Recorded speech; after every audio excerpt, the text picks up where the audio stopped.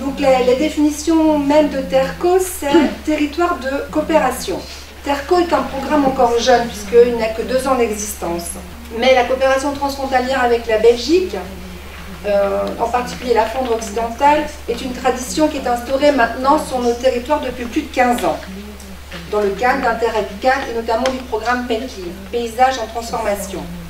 Ce que je voulais juste aussi ajouter, c'est que quand on est aujourd'hui à faire le bilan de ces opérations de coopération, on s'aperçoit, je pense qu'on peut s'en féliciter, que 40 de nos communes ont bénéficié d'une action au titre de ce programme européen, notamment dans le domaine de la biodiversité et du patrimoine. Ce que l'on vous montre là, c'est un principe d'un PowerPoint, comme vous connaissez, mais c'est surtout, en fait, un des éléments visibles des outils que nous avons travaillés, qui permet aux citoyens de venir régulièrement sur cet outil en ligne, qui lui permet d'écouter l'histoire que nous avons écrite.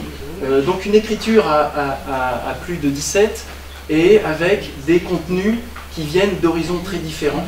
Et il était important que tout soit assemblé de façon à ce que le lecteur, le citoyen, puisse trouver assez naturellement ce que nous souhaitons lui montrer. On a surtout fait de la sensibilisation auprès du grand public donc pendant le programme. Voilà. Donc on va maintenant suivre monsieur Pouchel, Stéphane Pouchel, donc, qui est adjoint à l'environnement à la ville d'Oudekerk, qui va nous expliquer son projet. Il va de soi qu'aussi, j'ai oublié de dire que les plantations qui ont été effectuées ici par l'ancienne communauté de communes, on continue le programme tous les ans. Financé aussi par l'Europe. Et financé aussi par l'Europe, c'est bien de le dire. Et je pense que au plus on aura de diversité dans les plantations, au mieux les oiseaux et les plantes vont se porter.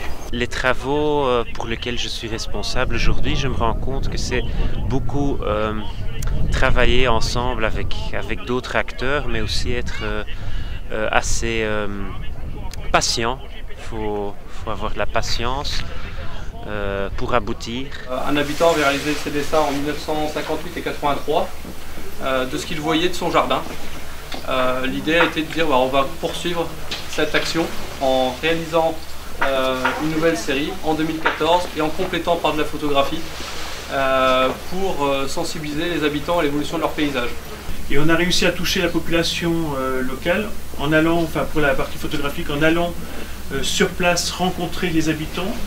Et il y a aussi un travail de mémoire puisqu'en fait on a collecté les témoignages des personnes et que le public qui est venu voir l'exposition en fait, a aussi apporté des témoignages. C'est-à-dire qu'en fait c'est un démarrage et puis au fur et à mesure les gens en fait, ont des histoires à raconter sur le paysage mais aussi sur un certain nombre de traditions locales et populaires. Ce qui était intéressant, on a un concept maintenant pour l'observatoire photographique, mais on a fait aussi les liens avec le département du Nord et les CAE de travailler dans les villages. On a fait une évaluation des espaces publics transfrontaliers et là-dessus on a aussi compris que on doit travailler avec les élus et les habitants, leur montrer les bons exemples et tout ça. Et je pense que le plus important pour moi est qu'on a fait des choses ensemble.